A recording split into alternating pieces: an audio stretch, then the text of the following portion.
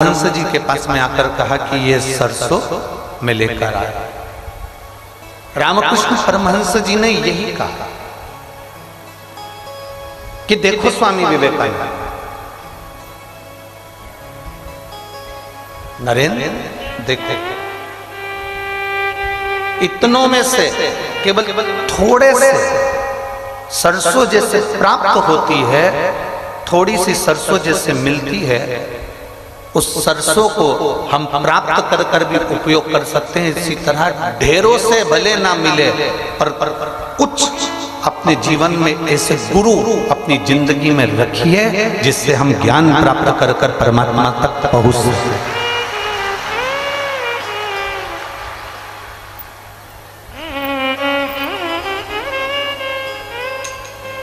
उन्हीं पूज्य गुरुओं में गीता मनीषी परम पूज्य ज्ञानानंद जी महाराज जी कि हम ऐसे गुरुओं की शरण में रहें जिससे हमारी जीवन की एक आनंदता हमें परमात्मा के चरणारविंद तक लेकर चली।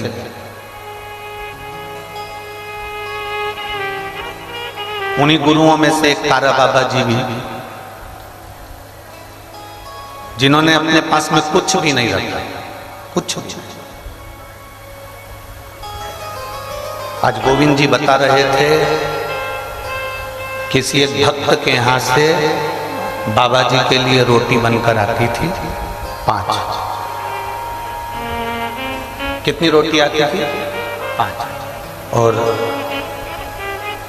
उसमें से भी कोई भक्त आ जाता था तो उसको रोटी निकाल कर दे देते थे, और सब्जी जो आती थी वो सब्जी और रोटी दूसरे को देकर एक रोटी अपने पास में रख लेते थे। उस रोटी को पानी में डुबो कर खा लेते थे और शिव नाम की भक्ति में बैठे रहते थे। एक गुरु है, एक सत्य।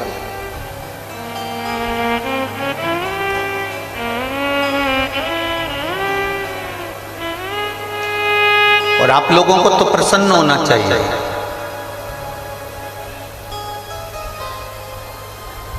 हरियाणा की पवित्र भूमि कुरुक्षेत्र, और कुरुक्षेत्र की पवित्र भूमि पर निवास करते थे मुदगल ऋषि।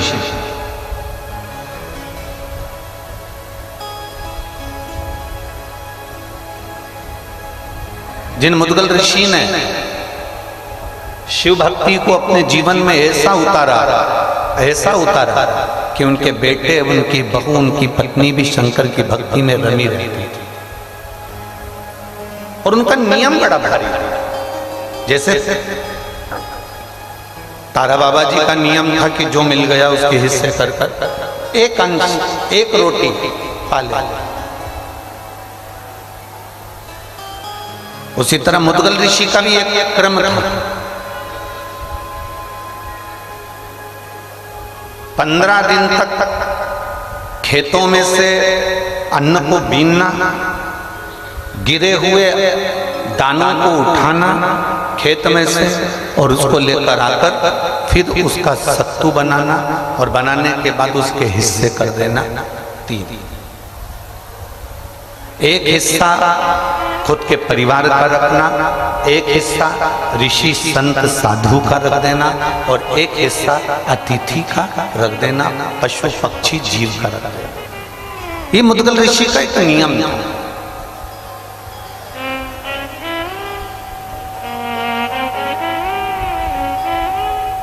ये मुदगल ऋषि का एक नियम बना हुआ। अब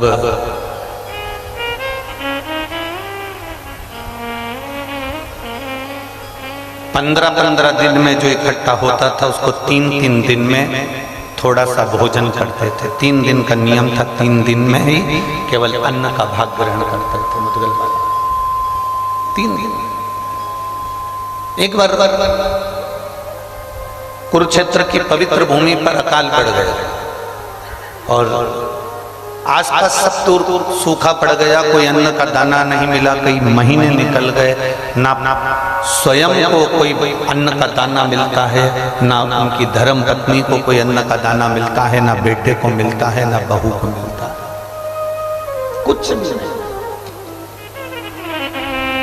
आज तारा बाबा जी की जो कथा जो बात श्री गोविंद जी ने कही कि 5 रोटी में से 1 रोटी जो थी बस वो ग्रहण करना, बाकी के एक अतिथि के लिए, एक ऋषिवर गुरुवर कोई आया, साधु सन्यासी तपस्वी साधक उपासक, उसको दे, एक जीव के लिए।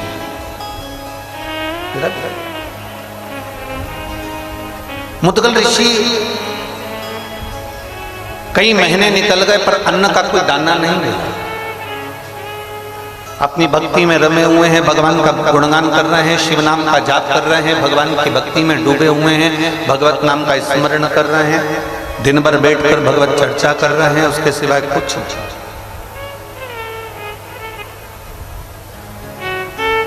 पिता शंकर का जाप करेगा ना तो चल जाएगा, पत्नी पति के पीछे चलती है, इसलिए पति को जाप करता हुआ देखेगी ना तो शंकर की भक्ति में डूब जाएगी, चल जाएगा। बेटा अपने माँ बाप को भक्ति में डूबा हुआ देखेंगे ना तो भक्ति करेंगे तो चल जाएगा, पर बहू जो दूसरे के घर से आती है उसको 3 महीने तक लगातार एक अन्न का निवाला ना मिले तो चलेगा?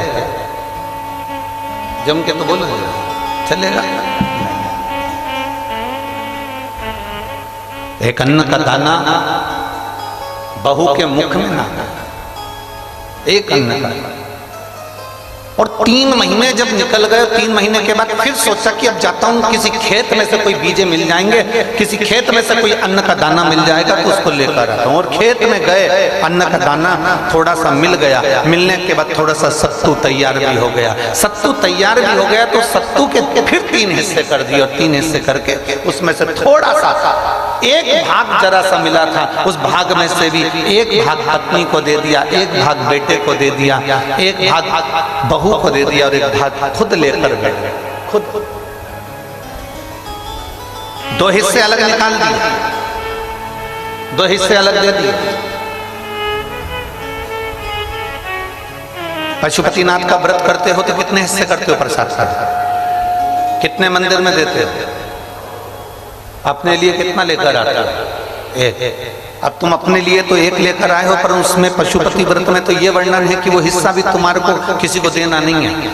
पर मुद्गल बाबा जो व्रत कर रहे हैं, मुद्गल बाबा जो व्रत धारण करे हैं, मुद्गल बाबा, मुद्गल ऋषि जो व्रत धारण करे हैं, उसमें से 2 हिस्से, एक अतिथि के लिए, एक ऋषिवर के लिए, साधु के लिए, सन्यासी के लिए, जीव के लिए, जलचर थलचर वायुचर के लिए रख दिया।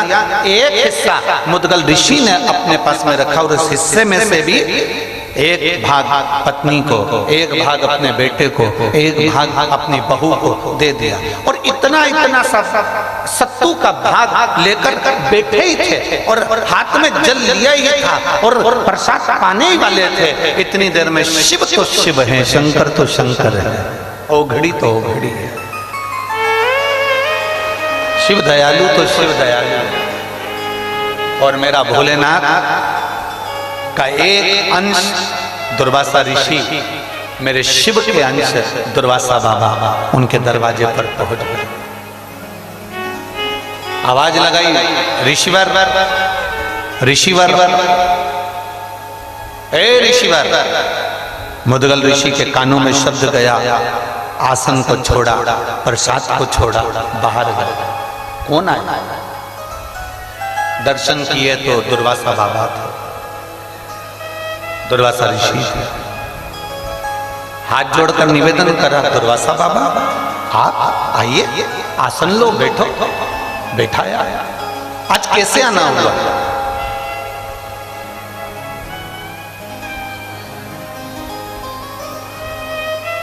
बहुत तेज भूख लग रही है, दुर्वासा ऋषि ने कहा, और पेट भरा नहीं है, भूख लग रही है, जल्दी से मुझे भोजन दे दो।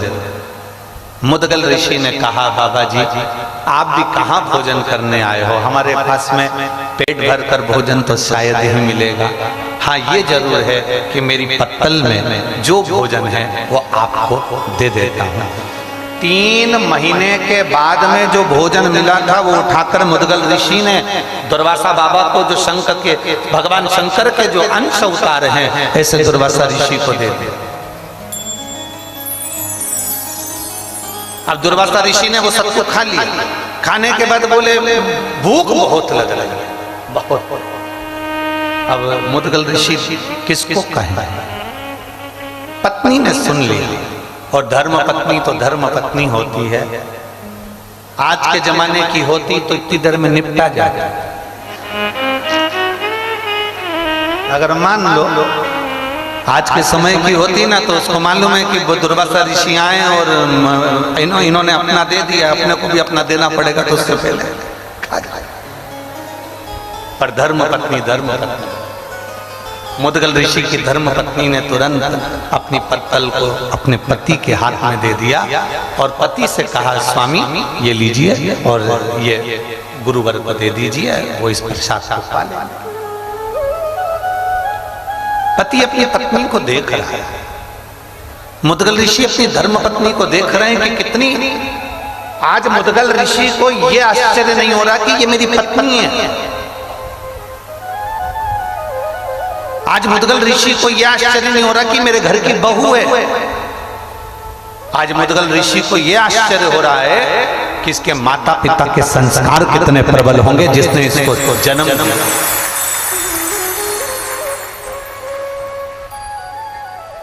ये माता पिता के संस्कार कितने प्रबल होंगे जिसने इसको जन्म दिया और जिसने इसको ज्ञान दिया, इतना प्रबल ज्ञान जो देकर भेजे हैं। और पत्नी ने तुरंत पत्तल को दिया।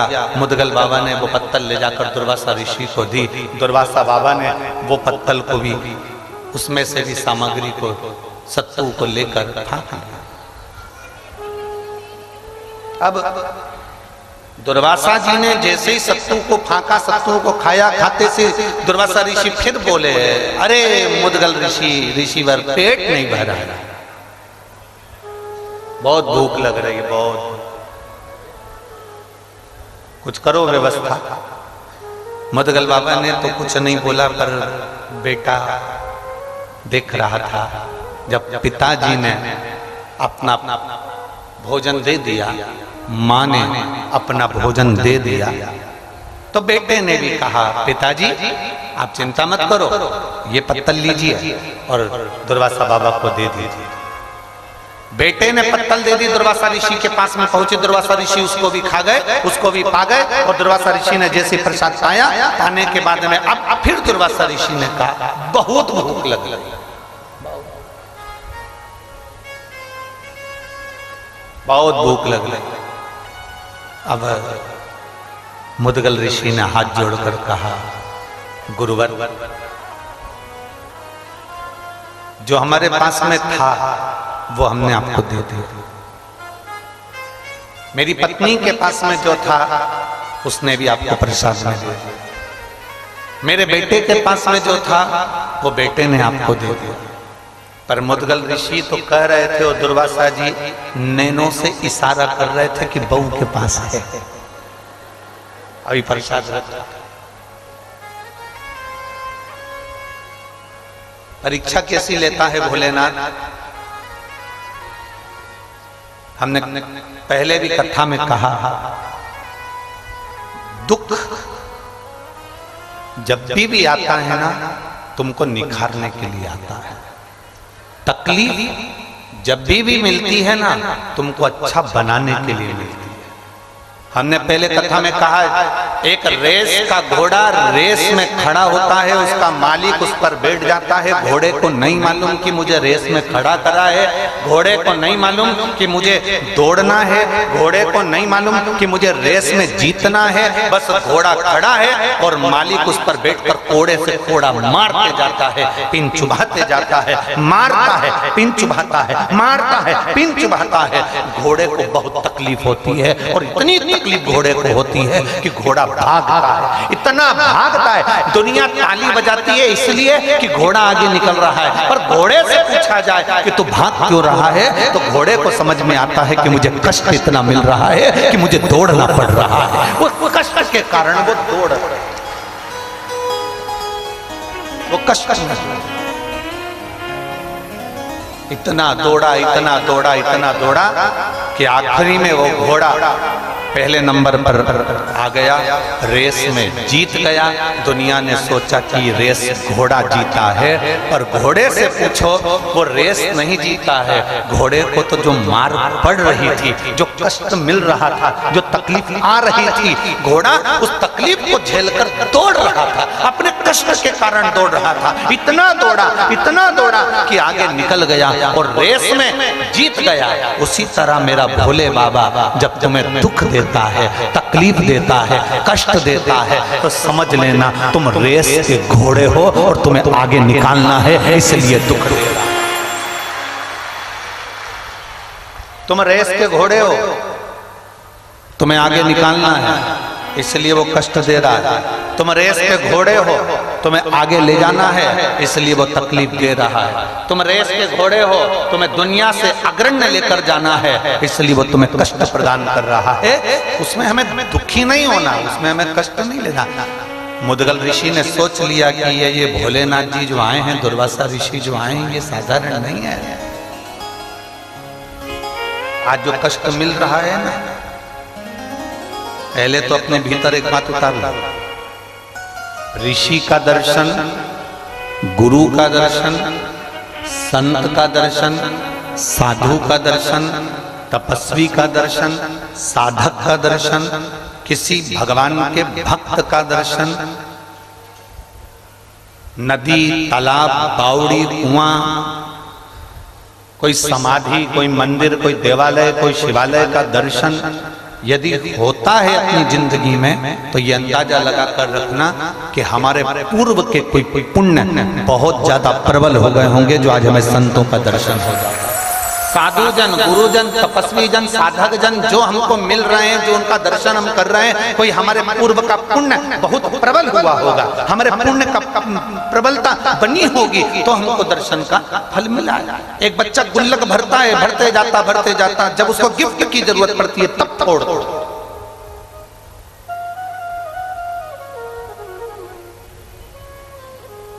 मुदगल ऋषि देख रहे हैं, दुर्वासा जी ने देखा, भूख लगी है, ऋषिवर भूख लगी है। अब मुदगल ऋषि बोले कि प्रभु जो हमारे पास में था दे दिया, अब हम क्या, भूख लगी। मुदगल ऋषि ने अपनी बहू की पत्तल पर देखा, बहू का मुख नहीं, बहू की पत्तल पर देखा। क्या देखा बहू की पत्तल पर? कि बहू की आंख से अश्रु उस पत्तल पर टपक रहा था। बहू की आंख से सत्तू की जो पत्तल थी उस पर अश्रु टपक रहा। एक हमारे यहाँ का, हमारे शास्त्र वर्णन करते हैं कि भोजन की थाली पर कभी रोना नहीं चाहिए। भोजन की थाली के सामने कभी मत रो। शिव महापुराण की कथा कहती है, जो तुम्हारे सामने भोजन आया है उसको इतने प्रेम से पाना, इतने प्रेम से पाना कि तुम्हारे चेहरे पर चमक आ जाए। भले तुमको वो भोजन पसंद नहीं आया, भले वो भोजन में स्वाद नहीं है, पर तुम्हारे प्रसन्नता के साथ खाना, क्योंकि जिस प्रसाद को हम पाते हैं, जिस भोजन को हम करते हैं, उस समय पर हम जैसे अपने मन में अनुभव करते हैं, भोजन पहुंचने के बाद हमारी इंद्रियों को उसी तरह का बल प्रदान करता है। इसलिए कभी भी भोजन करते समय, आंसू बहाते समय भोजन ना करें, रोते रोते भोजन ना करें, क्रोध करते करते भोजन ना करें। शिव महापुराण की कथा तो यहाँ तक कहती है कि तुम्हारे सामने टीवी चल रही है तो टीवी को बंद करो फिर भोजन करो।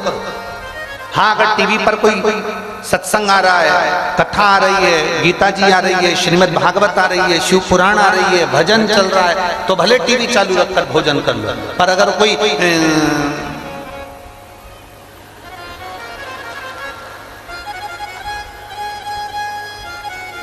भाभी जी घर पर है और तुम टीवी चालू कर कर भोजन कर रहे हो, और भोजन करते करते तुम्हारा ध्यान उस टीवी पर बना हुआ है तो तुम्हारी इंद्रियों के लिए वो श्रेष्ठ नहीं, तुम्हारी इंद्रियों के लिए वो ठीक नहीं। भोजन करो,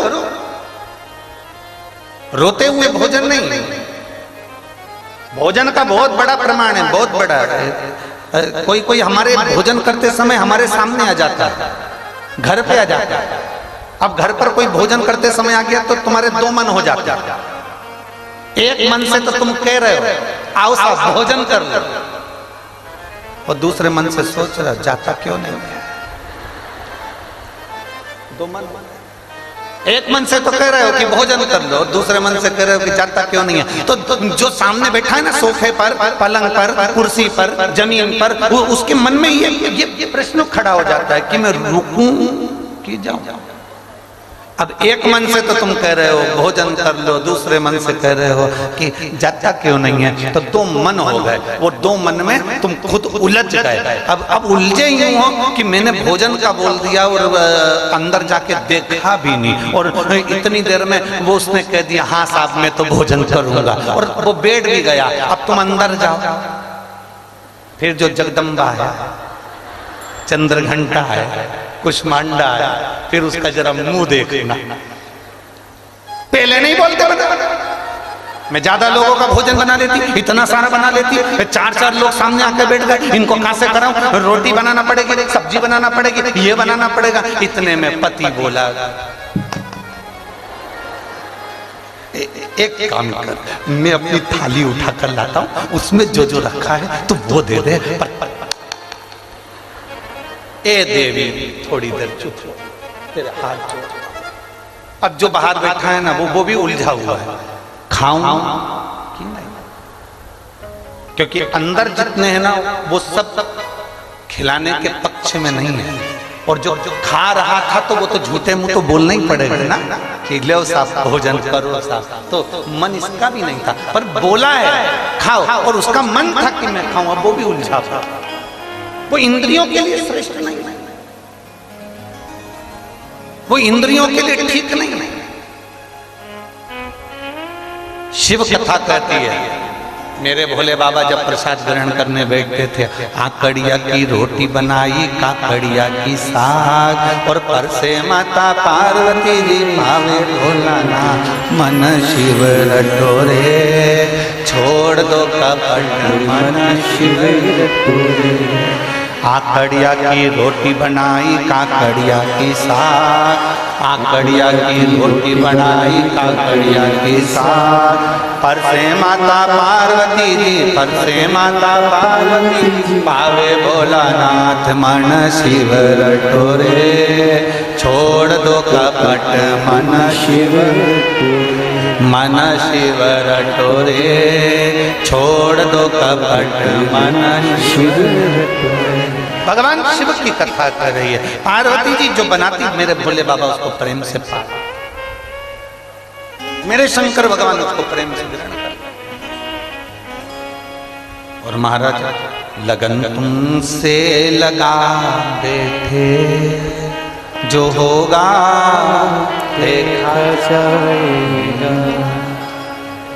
एक बार जोरदार ताली बजाकर पूज्य गुरुदेव।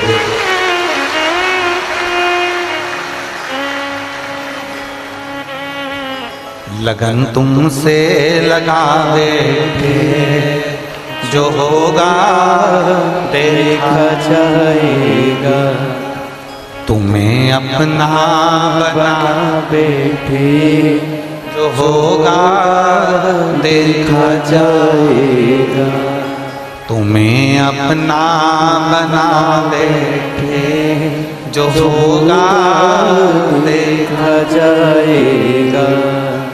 प्रीत बड़ा, भोजन करते समय आंसू नहीं निकलना चाहिए, भोजन करते समय अश्रु ना निकले। अब आंसू टपके हैं तो फिर थोड़ा सोचने वाली बात है। तो स्त्री में बल भी आ जाता है और उसकी सुंदरता भी बढ़ जाती है, उसको पार्लर से सुंदर हो जाता है। जितनी पार्लर में सुंदर नहीं हो सकती उतना बस पति इज्जत से बात करे, पति सम्मान से बात करे, पति सत्कार से बात करे, एक बार प्रेम से उससे बोल ले, स्त्री वैसे सुंदर दिखने लगती है।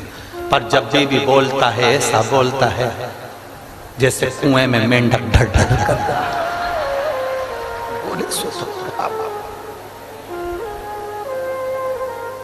एक छोटा सा पत्र किसी ने भेजा है, उस पत्र में कल के पर्चे में था, उस पत्र में उसने लिखा, गुरुजी तुम उदाहरण बहुत बेकार देते हो, कभी तुम मेंढक बोल देते हो, कभी तुम मछली बोल देते हो, कभी छुपकली बोल देते हो, उदाहरण तो अच्छे थे। अब हम उसको क्या बोले कि इतने उदाहरण देने के बाद भी तो तुम सुधरते नहीं। अब इतने उदाहरण दिए से तो सुधरो थोड़ा। अच्छा तुम खुद बोल दो, तुम्हारी सुंदरता पार्लर में जाकर हो सकती है क्या? जम के बोलना, हो सकती है? तुम्हारी सुंदरता कब बढ़ेगी? जब तुम्हारा पति तुम्हें इज्जत से बात करे, चार लोगों में सम्मानजनक बात करे, तो तुम्हारे चेहरे की चमक बढ़ जाएगी।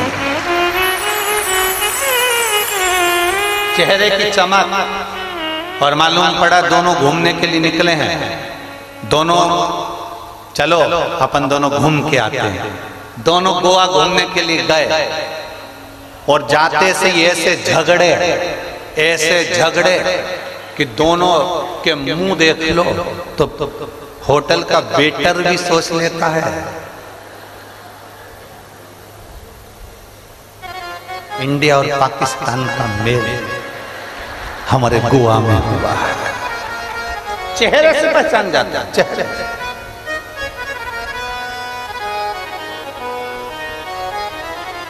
चेहरे से पहचान जाता है कि ये साधारणता नहीं। अब मुदगल ऋषि ने देखा कि जो अश्रु गिरे हैं, मुदगल ऋषि देख रहे हैं जो आंसू गिरे हैं, उन्होंने चेहरा नहीं देखा, उन्होंने आंसू देखा। और भोजन की थाली पर अगर कोई रो रहा है, भोजन की थाली पर अश्रु गिर रहा है, बड़ी सोचनीय बात है। बहुत सोचना पड़ेगा कि आखिर भोजन की थाली पर कोई रो रहा है तो क्यों,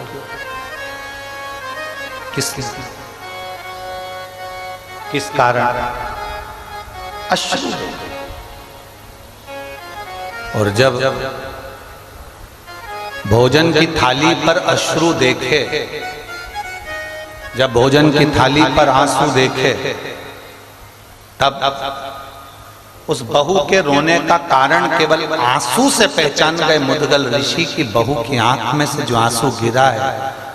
इतने साल मेरी बहू को आए हुए हो गए, 3 दिन में एक बार इसको भोजन मिलता था तो इसके मुख से आवाज नहीं आई, इसके मुख से आवाज नहीं आई। 3 महीने में भोजन मिला तो इसके मुख से आवाज नहीं आई, भूखी रही तो इसके मुख से आवाज नहीं आई। पर आज भोजन की थाली में अगर ये रो रही है तो इसका कारण क्या है? तब मुदगल ऋषि ने उस अश्रु पर ध्यान लगाकर देखा तो मुदगल ऋषि ने जाना कि वो आंसू इसलिए निकले थे कि अगर ये एक हिस्सा सत्तू का बच जाता तो इस हिस्से से मैं अपने सास ससुर और पति को खिला देती और मैं भूखी रहती। ये जो भोजन बच जाता तो इससे मैं अपने सास ससुर को और अपने पति को खिला देती और मैं भूखी रह जाती, इसलिए वो आंख में आंसू आ जाते। खुद के लिए नहीं, स्वयं के लिए नहीं, दूसरे के समर्पण के लिए रो रहे। बहू ने हाथ में पत्तल उठाई और अपने ससुर को दे दी। पापा, पिताजी, बाबूजी, ये पत्तल दे दो दुर्वासा जी को। शंकर भगवान जब जब परीक्षा लेते हैं बड़ी विचित्र लेते हैं। पशुपतिनाथ का व्रत करने गए, 6 दिए नीचे रखे, भूल से 6 ही जला दिए।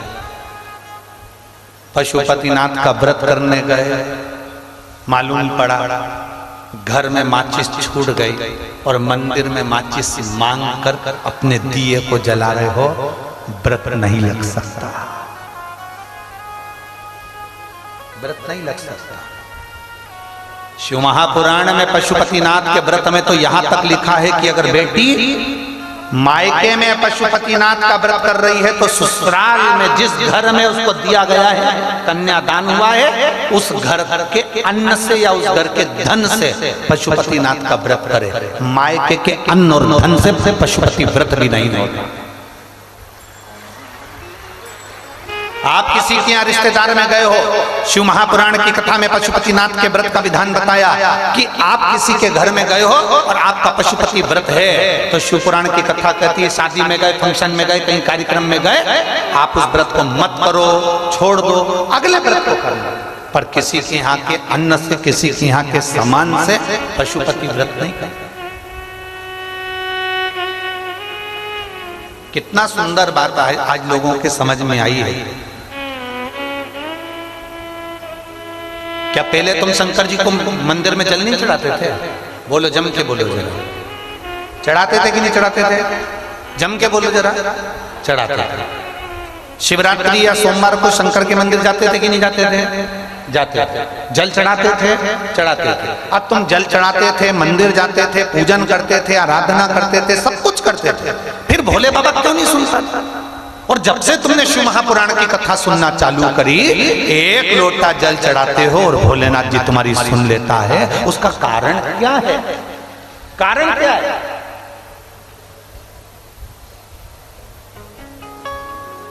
क्या कारण है कि भोलेनाथ जी तुम्हारे एक लोटे जल से प्रसन्न होने लगे? क्या कारण है कि शंकर भगवान तुम्हारे एक लोटे जल से प्रसन्न होकर तुम्हें वर देने लगे?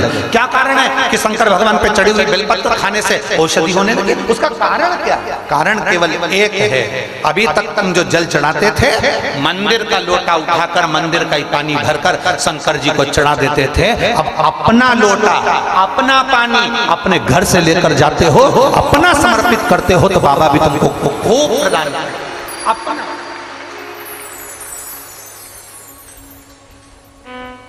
तुम अपना दे रहे हो ना। अब ऐसे तो तुम मंदिर में जाओ, मंदिर का लोटा उठाओ, जिसने लोटा रखा होगा उसमें 25, 30, 50 रुपए तो खर्च हुए होंगे। बोलो तो जरा जम के। वहां का पानी भरते होगे तो वो जो खड्डा खोदा होगा, बोर लगाया होगा, कुआं खोदा होगा, बावड़ी खोदी होगी, किसी ने तो पैसा खर्च करा होगा। जरा जम के बोलो।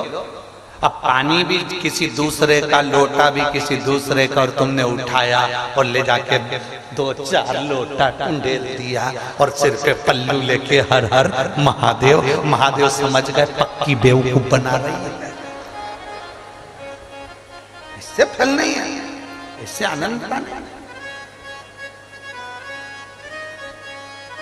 भगवान भी सोचेगा फिर आई गाय को, खा लिया, आ गई लोटा मंदिर का, बोलते जाओ जल्दी जल्दी, पानी मंदिर का, महादेव मंदिर का।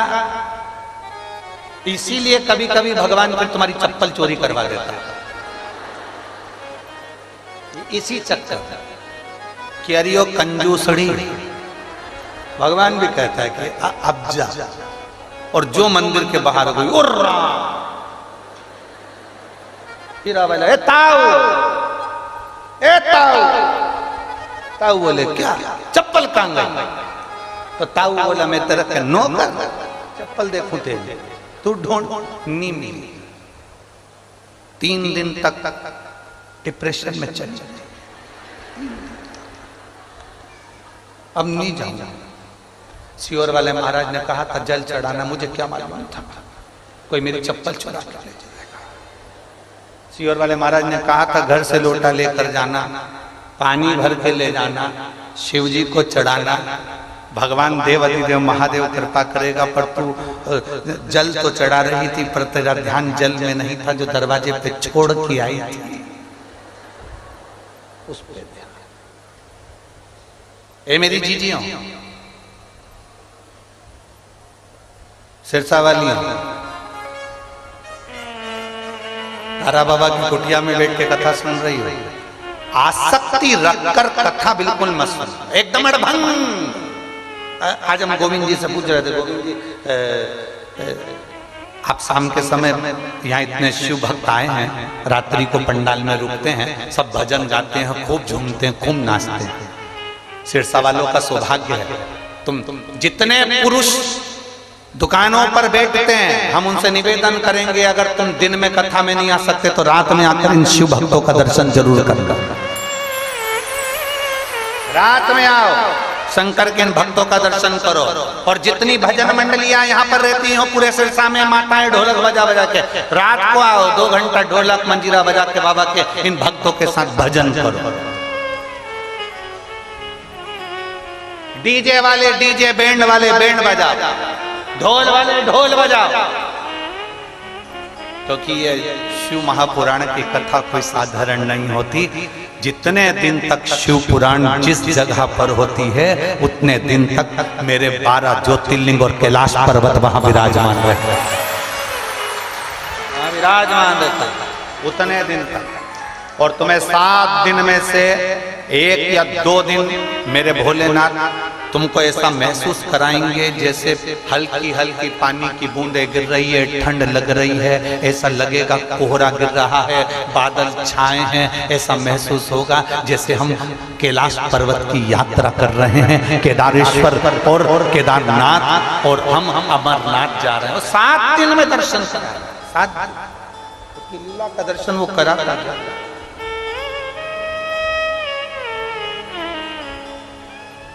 पूरे 7 दिन में 1 दिन वो अपनी लीला का दर्शन जरूर करा था। वो उसने अपनी भक्ति देना सीखी है और प्रदान करता है, कभी ना सुनता। शिव सुनते हैं। आपका अपना पानी का लोटा हो, अपना हाथ में अपन जल लेकर जा रहे हैं, सारी समस्या का हल बोल बम का नारा है। हम जब बाबा के दरवाजे जा रहे हैं तो वो सुनेगा। और मेरे भोले तेरा सहारा है, मेरे भोले तेरा सहारा है, मेरी नैया का तू किनारा है, मेरी नैया का तू किनारा है। मेरे बाबा मैंने पुकारा है, मेरे बाबा मैंने पुकारा है, मेरी नैया का तू किनारा है, मेरी नैया का तू किनारा। उसको पुकार वो आए। जब हम उसको पुकारते हैं हमारे करीब में वो आता है, जब हम उसको बुलाते हैं हमारे नजदीक में वो पहुंचता है। पुकार। पशुपति व्रत करो, मना नहीं, दूसरे के धन से नहीं, दूसरे के वैभव से नहीं। और एक बात आज हम यहां से जरूर कहें, सीहोर कुबेरेश्वर धाम भी अगर तुम आओ ना तो यहां बैठकर पहले बाबा से विनती करना, बाबा मुझे 7 मार्च से 13 मार्च कुबेरेश्वर धाम जाना है, पर तू मुझे इन 15 दिन में 10 दिन में मेरी व्यवस्था तुझे करना पड़ेगी, मेरी झोली भर दे, मैं पहुंच जाऊंगी। पहले विनय करो, प्रार्थना करो, बोलो, तब सुने, तब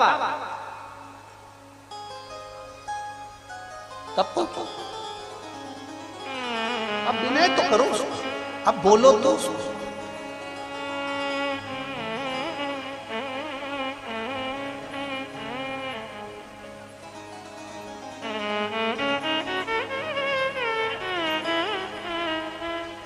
प्रतिदिन एक हम जो प्रार्थना करते हैं तुम भी करा करो।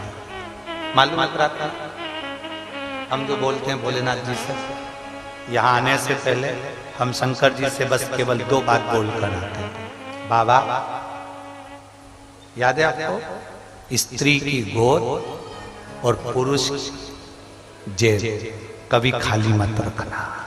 बस इतनी मेरे भोले बाबा, स्त्री की गोद कभी खाली मत रखना। उसको 30 साल 35 साल 40 साल भी अगर संतान नहीं हुई है तो मेरे शंभु शिव महापुराण की कथा को अगर वो सुनने के लिए बैठा है, ऐसी कृपा करना कि उसकी गोदी में लाल जरूर देना। ऐसी कृपा। पुरुष की जेब खाली ना रखना, उसकी जेब कभी खाली मत रखना। स्त्री की गोद खाली रहती है तो उसको बहुत सुनना पड़ता है, और पुरुष की जेब खाली रहती है तो उसको भी बहुत सुनना पड़ता है। लोग धुतकारते हैं। स्त्री को भी अगर बच्चा नहीं है तो धुतकार देते हैं, कोई अपने बच्चे उसकी गोद में नहीं देता। पुरुष की जेब खाली है तो कोई नहीं पूछता, धुतकार। दोनों, स्त्री की गोद भरी रहे और पुरुष की जेब खाली। तू कृपा कर, तू दया। और कृपा की ना होती जो आदर तुम्हारी, तो सोनी रहती आदर तुम्हारी। गरीबों के दिल में जो जगह तुम न पाते, तो किस दिल में होती इबादत तुम्हारी। उसकी कृपा, उसकी दया। मुदगल बाबा ने बहू की थाली में देखा, उसने पत्तल उठा कर दे दिया। पिताजी ये लीजिए। थाली दुर्वासा बाबा को दिया। परीक्षा लेता है मेरा भोलेनाथ। पशुपति व्रत करे, 6 दियों में दिया लगा दिया। पशुपति व्रत करा, प्रसाद छोड़ कर आया। माचिस घर रह गए, पूजन का सामान रह गए। कभी कभी थाली रखी थी सुबह की पूजन की, उसको किसी ने धो दिया। भगवान चाहता है अभी तेरे व्रत पूरे नहीं हुए, एक आध व्रत और बढ़। कभी कभी 6 की 6 दिए लगे थे सब में, हवा के चलते से पूरे 6 की 6 जल गए। बाबा चाहता है अभी तेरा व्रत पूर्ण नहीं हो, और करे तो।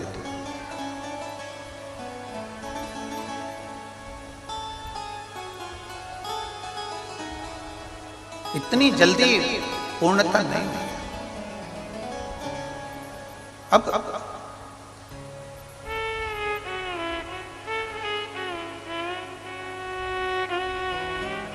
एक बहन ने लिखा,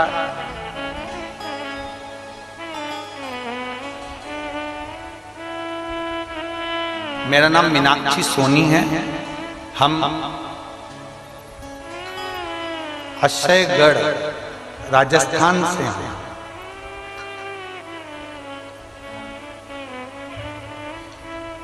हम भटिंडा आए थे और वहां पर भी पहुंचे थे। हमने वहां भी पत्र भेजा था। कहीं बैठी हो तो हाथ हिला सकते हैं। आप ही हैं? श्री शिवाय नमस्ते। बच्चा आया है के साथ में, लिया लिया।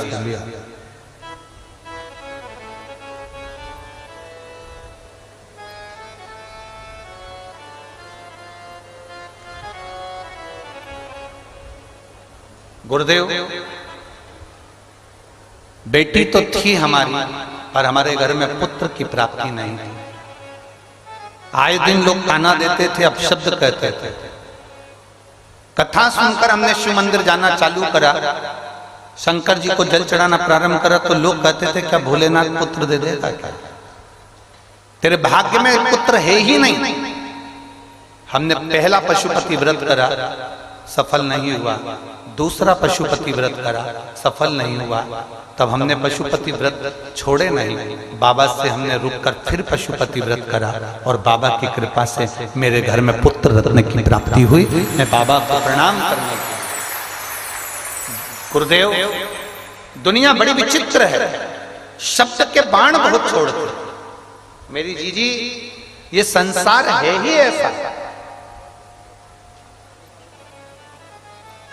जिसमें समझना मुश्किल है, समझना।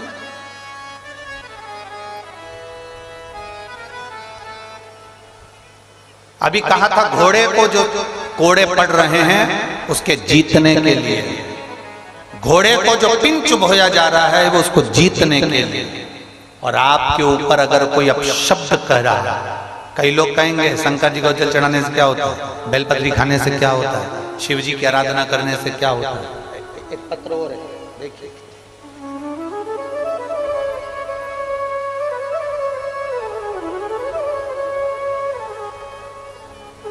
मेरा नाम बंसल गोस्वामी है, मेरी उम्र 25 वर्ष है। मैं फतेहाबाद जिला गांव जाड़वाला बांगड़ की रहने वाली हूँ। कहीं बैठी हो तो हाथ हिला सकते हैं। मेरा नाम बंसल गोस्वामी है। आप ही श्री शिवाय नमस्ते। मेरा नाम बंसल गोस्वामी है, मेरी उम्र 25 वर्ष है।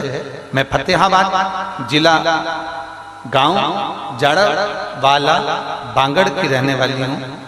2020 में मेरा लीवर डैमेज हो गया, इन्फेक्शन हुआ। इन्फेक्शन के बाद में जांच हुई तो मेरे लीवर ने काम करना बंद कर दिया। उसका असर किडनी पर भी पड़ना चालू हो गया और लीवर पूरी तरह से डैमेज हो गया। लीवर ने काम करना बंद कर दिया। डॉक्टरों के हिसाब से हम दिल्ली लेकर गए और वहां पर जांच कराई। डॉक्टर ने कह दिया इसका लीवर काम नहीं कर रहा है, अन्न की इसको एलर्जी है, ये गेहूं जिंदगी भर नहीं खा सकता। तब हम वहां से वापस लौट कर आ गए, दवाइयां लेकर आ गए। डॉक्टर कहते हैं कि तुम्हें जिंदगी भर गेहूं नहीं खाना है, तुम्हारा लीवर काम नहीं कर रहा है, लीवर पूरा डैमेज हो चुका है। हम वहां से वापस आ गए पर हमारा मन नहीं माना, अब करें तो करें। तब एक किसी के कहने पर हमने शंकर जी के मंदिर में जाना प्रारंभ करा और शिव जी को जल चढ़ाना प्रारंभ करा। शंकर जी को जल चढ़ाते उसका आचमन करते, शिव जी को जल चढ़ाकर आचमन करते। समय गुजरता गया, मार्च 2021 आ गया। गुरुदेव, मार्च 2021 में हमने पहला पशुपति व्रत करा और हम पहली बार सीहोर पहुंच गए। सीहोर में जाकर वहां से रुद्राक्ष लाए, कंकर शंकर लाए, उसकी आराधना करने लगे। उस रुद्राक्ष को तांबे के कलश में गला लेते, शिव जी को चढ़ा देते और उसका पानी हमने पीना प्रारंभ करा। बाबा का मैं क्या गुणगान करूं गुरुदेव। जुलाई का महीना आ गया, हम मार्च में गए थे और जुलाई के महीने में हमने फिर चेकअप करवाया उसी जगह पर, उसी दिल्ली के हॉस्पिटल में। और डॉक्टर भी आश्चर्य में पड़ गया कि आपका लीवर और किडनी दोनों काम करना प्रारंभ कर दिए हैं। ये शिव तत्व, आइए बेलपत्र, ये शिव तत्व है। शंकर ओघड़ गुरुदेव, मेरा मोबाइल नंबर ये है।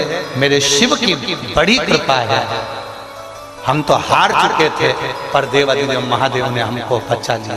शिव तत्व है, शंभु ओघड़ी है शंकर।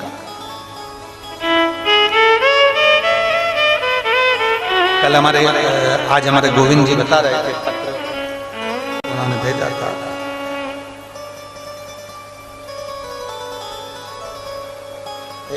गोविंद जी बता रहे थे कोई उनके बीआई जी आए थे, उनके समधी, तो श्री शिवाय में इनके परिचित कोई बेंगलोर में है, शायद उन्हें पैरालिसिस का उसमें अटैक था, बहुत दिन से परेशान थे।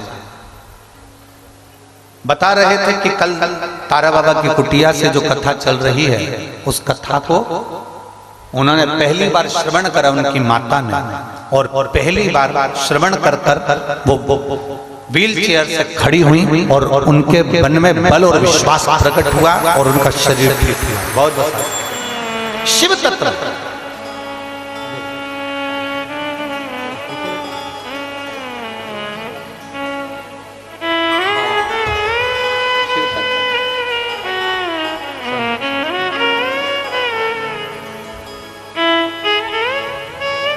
दिल से अगर श्रवण कर रहे हो, दिल से अगर मांगा है तो उसमें दिल से,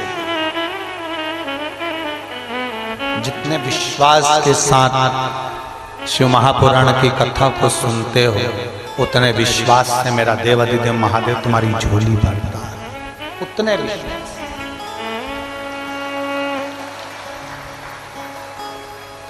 बस पहचान लो, थोड़ा परीक्षा लेगा। कोई फाइल ज्यादा मोटी होती है तो उसको पढ़ने में समय लगता है, तो जज भी कर देता है अगली तारीख। जज फाइल नहीं पढ़ पाया तो अगली तारीख पर दे देता है, फिर नहीं पढ़ पाया तो अगली तारीख दे देता है, फिर नहीं पढ़ पाया तो अगली तारीख दे देता है। जज भी तारीखों को आगे बढ़ा देता है जब तक फाइल पढ़ लेता है। पढ़ने के बाद जज भी निर्णय दे देता है। उसी तरह मेरा भोलेनाथ है, तुम्हारी दुख की फाइल पढ़ते पढ़ते एक दिन निर्णय जरूर देगा। जरूर विश्वास है, भरोसा।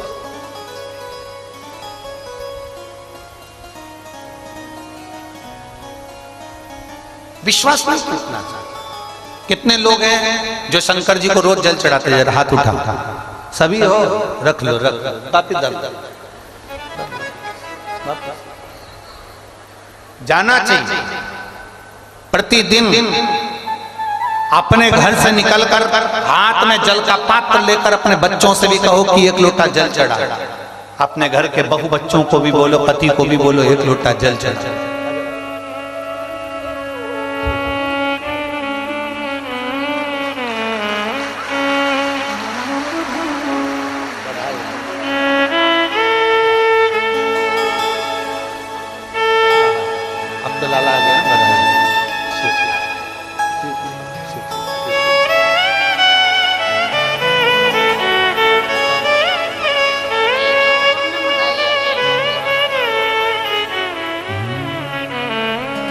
खाली न जाता कोई दर से तुम्हारे, खाली न जाता कोई दर से तुम्हारे।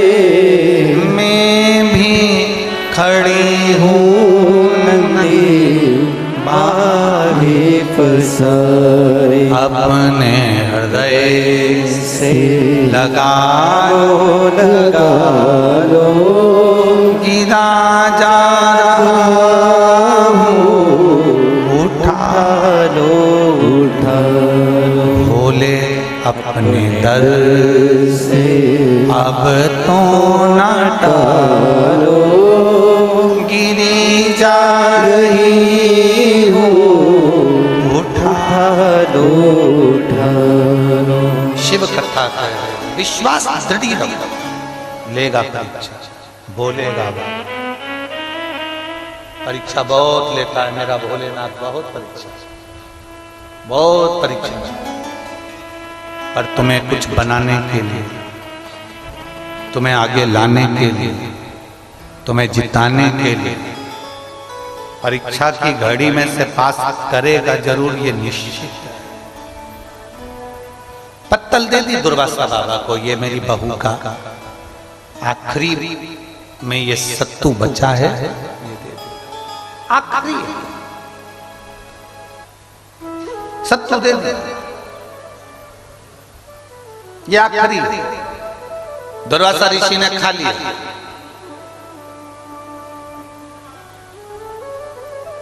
मुदगल ऋषि ने बहू का चेहरा नहीं देखा था, पर दुर्वासा जी ने बहू का चेहरा देखा। शिव पुराण कहती है, अतिथि आए ना, सबसे पहली मुस्कुराहट घर में किसी को ना हो, पर बहू के चेहरे पर होना चाहिए।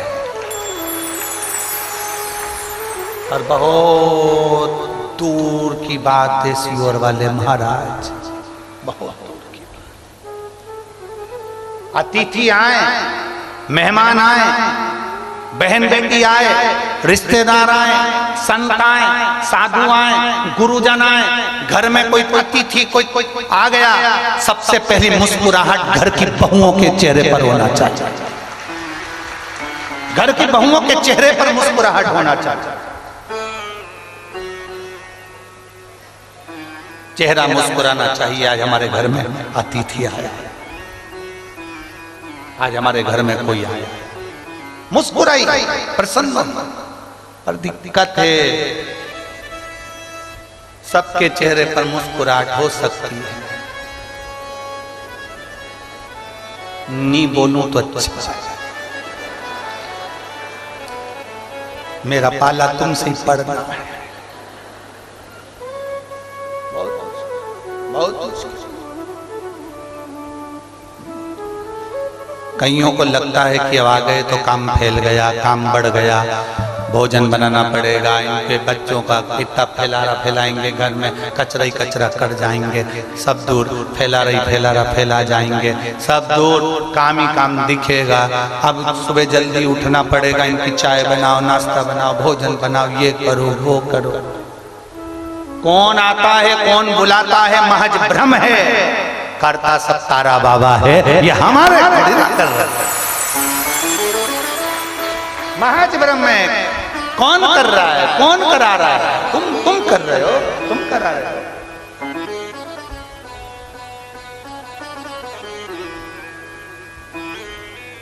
भ्रम है तुम्हारा, भ्रम।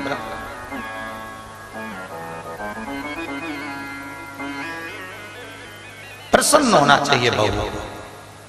चेहरा मुद्गल ऋषि ने नहीं देखा, चेहरा दुर्वासा जी ने देखा। तो चेहरा देखकर दुर्वासा ऋषि ने वर दे दिया, केवल चेहरा देखा बहू पर वर दे दिया। पत्नी के चेहरा देखकर वर नहीं दिया, मुद्गल ऋषि का चेहरा देखकर दुर्वासा जी ने वर नहीं दिया, बेटे का चेहरा देखकर वर नहीं दिया, बहू का चेहरा देखकर वर दिया। और अतिथि के आने पर, मेहमान के आने पर, मौसी, काका, बुआ, फूफा के आने पर, ननंद के आने पर, नंदोई के आने पर, रिश्तेदारों के आने पर, जब बहू के चेहरे पर प्रसन्नता होती है, तब देवता भी फूल बरसाकर वर देकर जाते हैं कि तूने सम्मान माना। बहू के चेहरे पर प्रसन्नता होना चाहिए। भाई तो मिलेगा, सास तो मिलेगी, ससुर तो मिलेगा, पर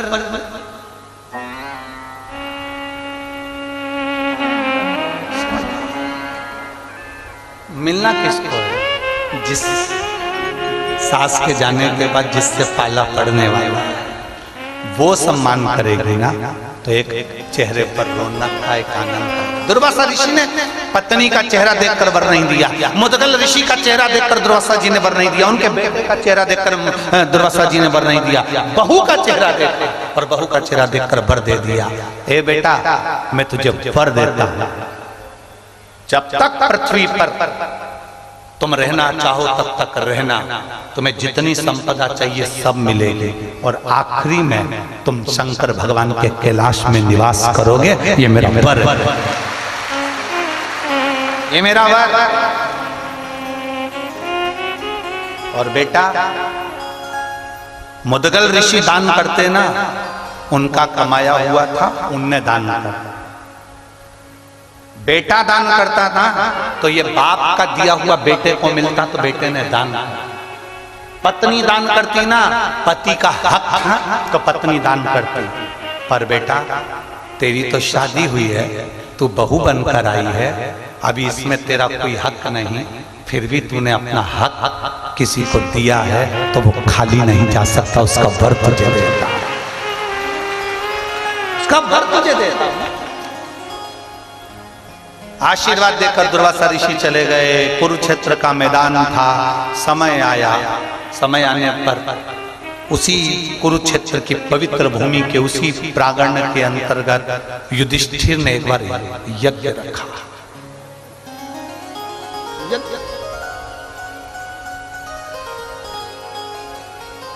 एक नेवला, एक नेवला अपने जंगल में से निकल कर आया, दुर्वासा ऋषि की कुटिया में चले गया। दुर्वासा ऋषि की कुटिया में जहाँ गए थे वहां पर जो दुर्वासा जी ने सत्तू खाया था, बहू ने जो सत्तू दिया था, उस सत्तू को उठाने में और खाने में 2-4 कण जो नीचे गिर गए थे, उस कण को उस नेवले ने खा लिया। खाते से ही उसका आधा शरीर सोने का हो गया। नेवले के समझ में नहीं आया कि मेरा शरीर आधा सोने का कैसे। किसी ऋषि के पास में नेवला पहुंच गया और ऋषिवर के पास में जाकर नेवले ने प्रार्थना करी, मेरा आधा शरीर मुद्गल ऋषि के घर में पड़े हुए सत्तू के 2 कड़ खाए थे और मेरा शरीर आधा सोने का हो गया। समझ में नहीं आ रहा, मेरा पूरा शरीर सोने का होना था, ये शरीर क्यों रह गया?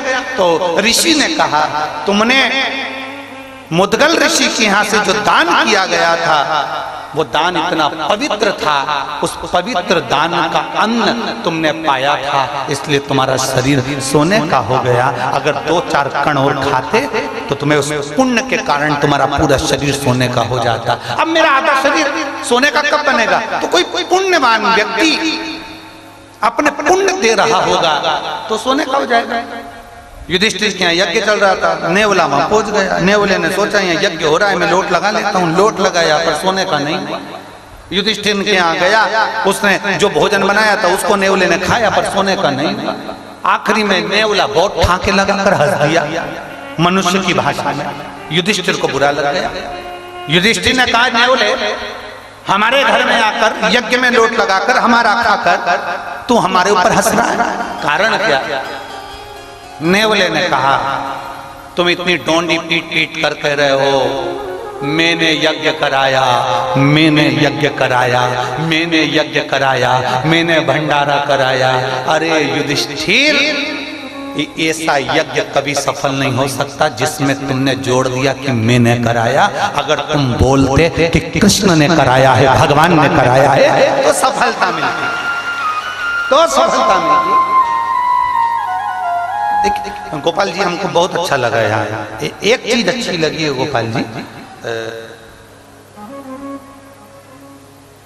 आप विधायक हो इसलिए हम आपके मुंह पर हम ये बात नहीं कर रहे हैं, इसको सहजता में ना लीजिएगा। हम वैसे भी बोलते ही हम किसी का वर्णन नहीं करते, शिव का वर्णन इतना।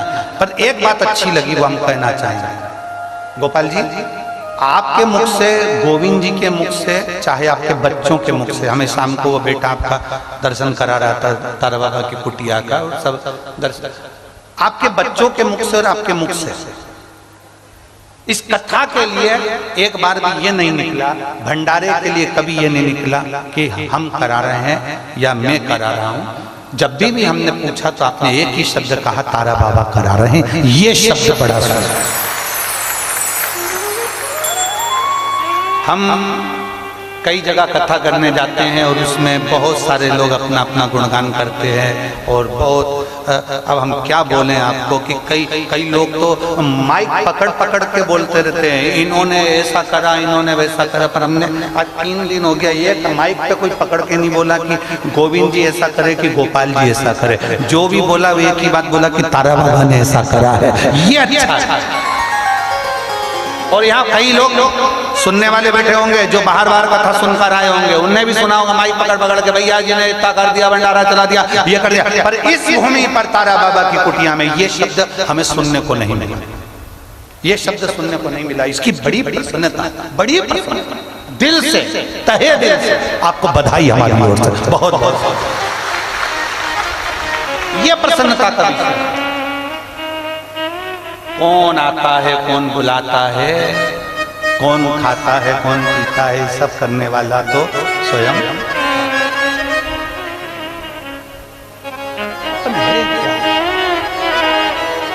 क्या है? और महाराज शिव कथा कहती है,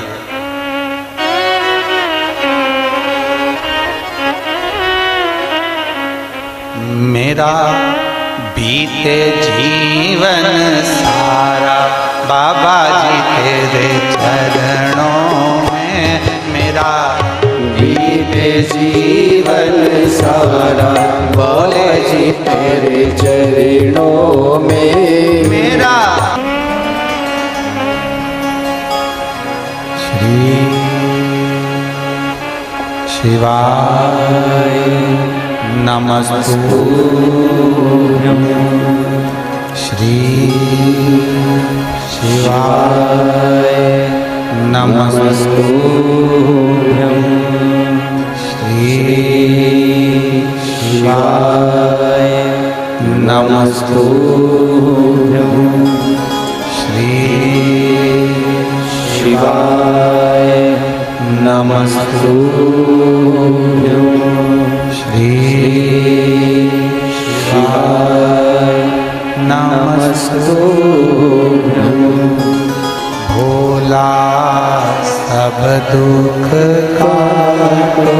तुम्हारा, ओ भोला सब दुख काटो तुम्हारा। शिव शंकर जपो तेरी माला, भोले बाबा जपो तेरी माला, भोला सब दुख काटो तुम्हारा। ओ भोला सब दुख काटो तुम्हारा। वेश है मंगल मंगलकारी, वेश है मंगल मंगलकारी। शमशान वासी हमारा, शमशान वासी हमारा, ओ भोला सब दुख काटो तुम्हारा। ओ सब दुख काटो। भगवान देव महादेव का चरित्र कर रहा, शिव पुराण वर्णन कर रहे। नेवले ने ज्ञान दे दिया युधिष्ठिर को। जब कुछ बटोर ना हो,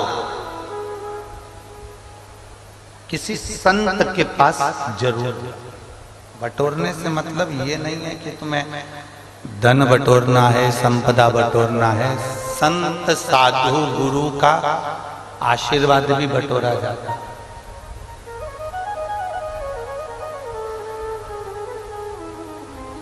आओ सेवा करो, पुण्य बटोर कर लेते हैं, पुण्य अच्छा देते हैं। कल कथा में एक बात कही थी विश्वनाथ मुनि की, जिनकी धर्म पत्नी और विश्वनाथ मुनि एक बेलपत्री का दान जरूर करते हैं। एक बेलपत्री।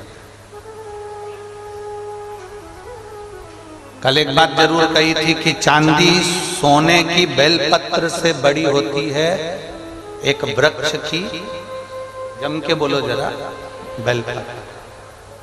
जो सोने चांदी की बेलपत्र भी सुख नहीं दे सकती, वो सुख मेरे शंकर भगवान को जो बेलपत्र प्रिय है वो बेलपत्र दे दे।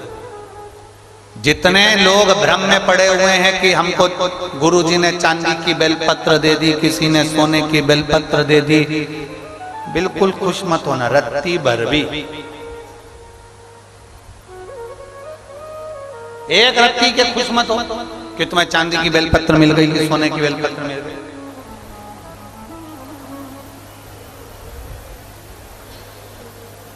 भगवान से प्रार्थना करना, जब जब मैं शिवालय जाऊं, कुबेरेश्वर धाम जाऊं, तारा बाबा की कुटिया में जाऊं, तो इतना जरूर हो कि मुझे एक बेलपत्र भगवान शिव की कृपा से जरूर मिले, प्राप्त। क्योंकि वो चांदी और सोने की वो कीमत का, भले वो चांदी की 500 रुपए की होगी, 1000 रुपए की होगी, सोने की 25-50 हजार रुपए की होगी। पर चांदी की बेलपत्र खा सकते हो क्या? नहीं खा जा। सोने की बेलपत्र खा सकते हो? नहीं। केवल एक बेलपत्र जो भगवान शंकर पर चढ़ी, औषधि का कार्य करी और हमारे शरीर से हमारे रोगों को, हमारी तकलीफों को, हमारे दुख को दूर करे, वो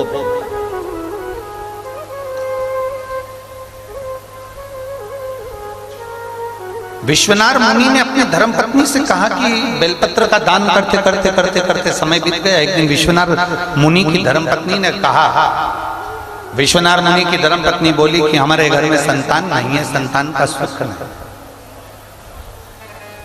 हमारे घर में औलाद नहीं है, संतान नहीं है। शास्त्र कहता है विश्वनाथ मुनि के यहाँ शादी के कई वर्ष निकल चुके थे, कई वर्ष, पर औलाद का सुख नहीं।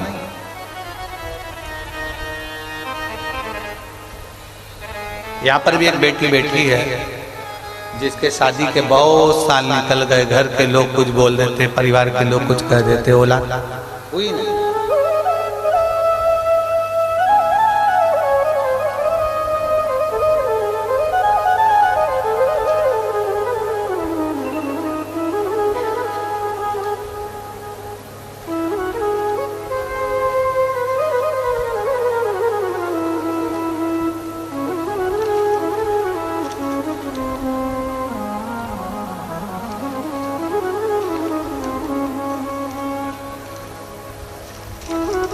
शंभो शरणे पड़े माऊ घड़ी रे घड़ी दुख काटो दया करी निदर्शन आपो। मैं प्रियंका सरदाना, रितेश सरदाना, सिरसा हरियाणा की रहने वाली है। कहीं बैठी हैं? मैं प्रियंका सरदाना, रितेश सरदाना, सिरसा हरियाणा की रहने वाली हूँ। मैं श्री गोपाल जी को, गोविंद जी को साधुवाद धन्यवाद देती हूँ, जिन्होंने हमारी मन की तमन्ना को पूरा कर दिया, आपको बुलाकर शिव पुराण कथा करवाई। मेरी शादी को कई साल हो चुके थे। कहीं बैठी हो तो हाथ हिला सकते हैं। आप ही हैं? श्री शिवाय नमस्ते। लिया बाबू को लिया। मेरी शादी को कई वर्ष हो गए थे। हमने 1 साल, 2 साल, 3 साल, 4 साल, 5 साल, 6 साल इंतजार करा, 7 साल, 8 साल, पर औलाद का सुख नहीं मिला। तब गुरुदेव, जब हम डॉक्टर को दिखाने जाते थे, डॉक्टर ने भी कह दिया था कि कोई चांस नहीं है। तब किसी के कहने पर हमने शिव जी के मंदिर जाना प्रारंभ करा, शंकर जी को जल चढ़ाना प्रारंभ करा, और सफेद आंकड़े की जड़ का आपने जो प्रयोग बताया था, एक बार तो बांधी थी गुरुदेव, पर वो असर नहीं कर। हमने दूसरी बार फिर बांध ली, वो भी असर नहीं कर। तब हमने तीसरी बार फिर सफेद आंकड़े की जड़ को लेकर आए, शिव जी पे से 21 बार घुमाकर तुम्रुकेश्वर महादेव का नाम लेकर नंदी के पास खड़े होकर लाल धागे में उसको कमर में बांध लिया। हम दोनों पति पत्नी शिव जी को जल चढ़ाना प्रारंभ कर दिए। एक ही पात्र से जल चढ़ाकर उस जल को हम दोनों पी लेते। बाबा की कृपा से मैं क्या वर्णन करूं गुरुदेव, 14 अक्टूबर 2022 को मेरे घर में बेटे ने जन्म लिया है। मैं बाबा को धन्यवाद देने के लिए आया।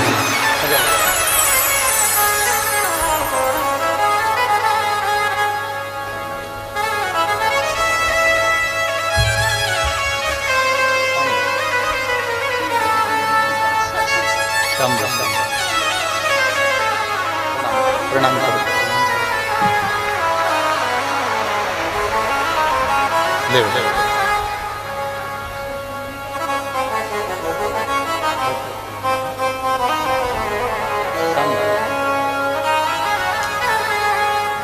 शिव तत्व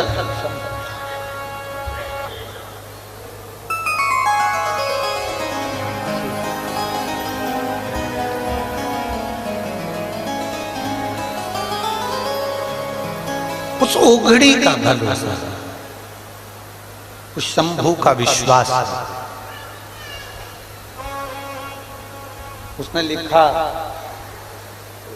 गोविंद जी, गोपाल जी, आपको बहुत बहुत धन्यवाद। पत्र में, और एक पत्र नहीं है आपके लिए, वास्तव में आपने बहुत भागवत जी कराई है, राम कथा कराई है, आप पुण्यवान हैं, ये शिव कृपा है। पर आज पूरे सिरसा वालों के चेहरे पर, बोलो रे सिरसा वालों, सही है, सिरसा वालों के चेहरे पर अगर कोई खुशी की लहर लाकर दी है ना, उसके लिए बहुत बहुत धन्यवाद है। ये शिव पुराण लोगों के प्रसन्नता के कारण आंख में आंसू आ जाते हैं। और आपको इतना इतना लिखा है, हम पत्र पढ़ेंगे ना तो आपको हम ना आ जाए इसलिए हम पढ़ते ही नहीं। इतना अच्छा अच्छा लिखा है आपके लिए, बहुत सारा, बहुत। शिव कथा बाबा का दिल से क्या ना।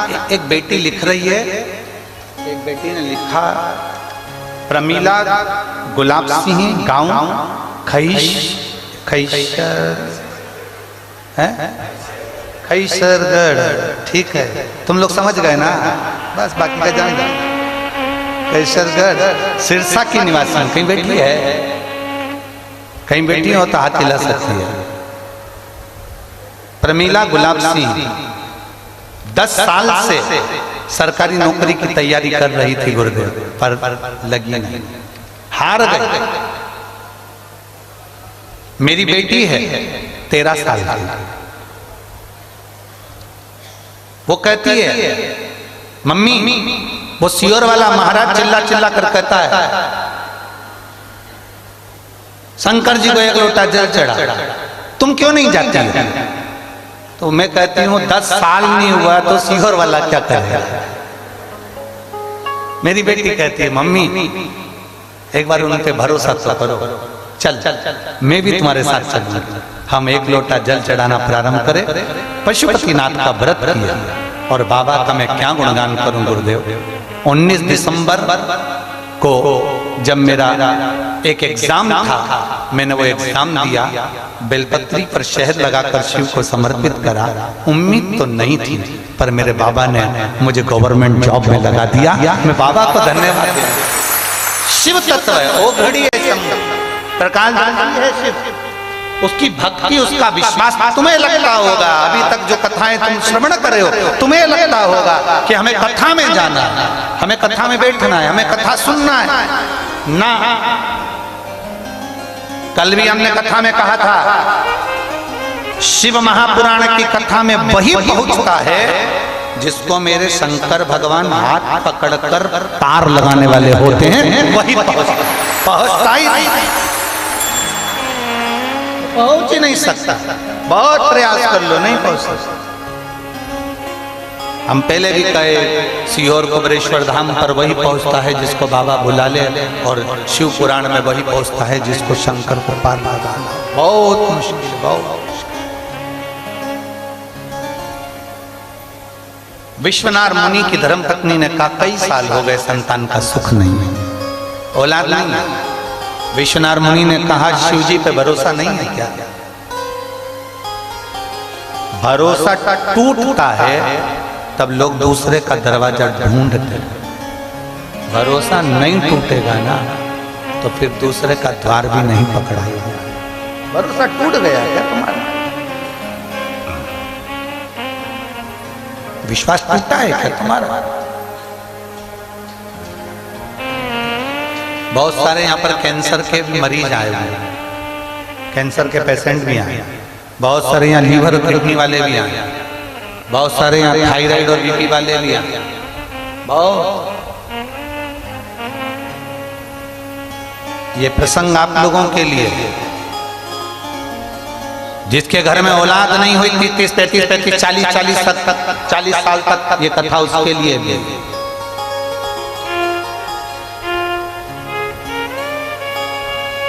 कहा विश्वनाथ मुनि ने कहा कि तुम्हारा भरोसा नहीं है शंकर पर है, पर संतान का सुख नहीं। चलो एक शिव की आराधना करता है, वो देगा निश्चित।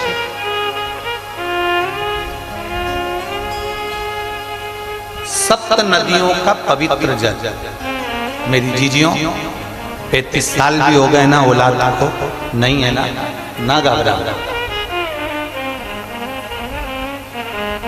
40 साल भी हो गए ना औलाद को, ना घबरा। अब जब तुम्हारे यहाँ संतान नहीं है ना तो एक नियम बनाना कि मुझे 5 पंडाल में पहुंचना है, और 5 पंडाल में पहुंचकर वहां पर से मुझे 5 जगह की 5 कथा के पंडाल की मुझे बेलपत्र चाहिए। आप नियम बना, उसके दरवाजे पर जाने का नियम बना। अब जब औलाद नहीं है तो एक प्रयास तुम भी करो, अपने पति से कहकर मुझे कथा में जाना है, 5 पंडाल में बैठकर कथा सुनूंगी। कोई वीआईपी ट्रीटमेंट नहीं, जमीन पर पंडाल में जहां जगह मिलेगी वहां सोऊंगी, जो भिक्षा देकर चले गया वो पालूंगी, और जैसी व्यवस्था होगी उसमें रहकर मुझे 7 दिन 5 दिन की कथा सुनना।